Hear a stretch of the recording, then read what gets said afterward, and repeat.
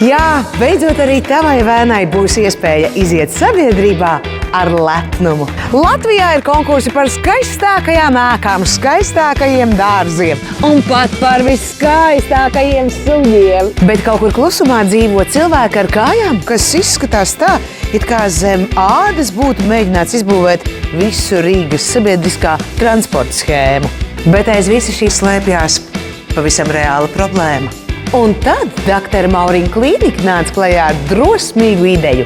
Meklējam kājas ar raksturu. Pārbaudi kāju vēnes Dr. Mauriņa klīnikā.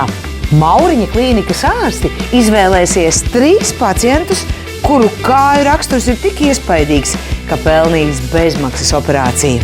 Smaguma sajūta kājās, pietūkums, diskomforts katru dienu un galvenais – nākotnē – trofiskās šķūles un trombi. Piesakies! Mauriņa klīnika, lūdzu!